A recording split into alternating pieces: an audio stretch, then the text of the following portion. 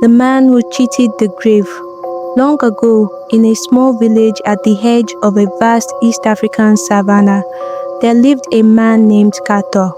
He was a kind and hard-working farmer, but his wealth and wisdom made many men jealous. Among them was Mugabe, the village chief's son, who envied Kato's prosperity and wanted his land for himself. One evening, as Kato walked home from his fields, he was ambushed by Mugabe and his men. They bound him with rope and accused him of practicing dark magic to gain his wealth. The frightened villagers, fooled by Mugabe's lies, agreed that Kato must be punished. That very night, they dug a grave deep in the forest and buried him alive. As the soil covered his face, Kato screamed, but no one listened. The villagers left, thinking they had rid themselves of him forever. They escaped from the grave. However, Kato did not die.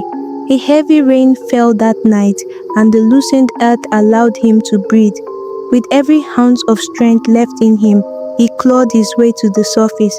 Gasping for air, he emerged, his body caked in mud, his spirit burning with vengeance. He did not return to the village right away. Instead, he hid in the shadows.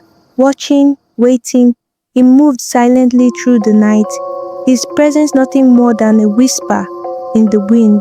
At night, Mugabe heard whispers outside his hut, calling his name.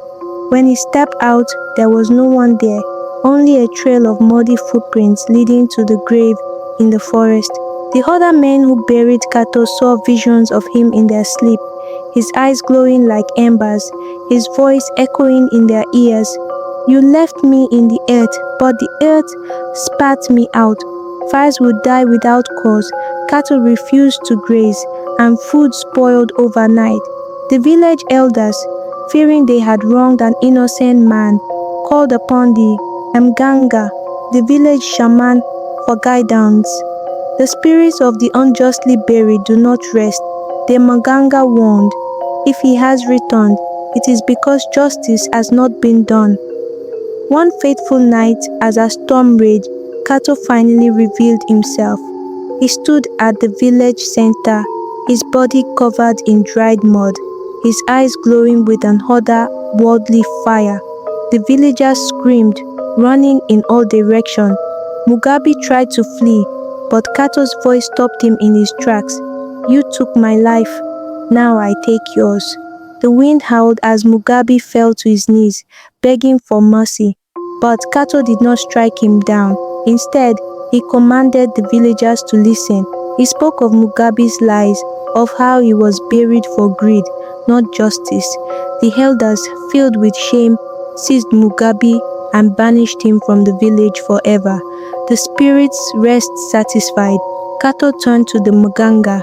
You have been wronged. The shaman said, let the land cleanse your pain. A great fire was lit, and the village gave Kato the honorable burial he deserved. As the flames crackled, the strange occurrences ceased. The crops flourished again, the cattle grew strong, and the people never forgot the night a man cheated death and returned for justice. From that day, no one in the village dared to bury another man unjustly, lest he too rise from the earth. And so, the legend of Kato, the man who cheated the grave, was passed down from generation to generation, a warning to all who let greed rule their hearts.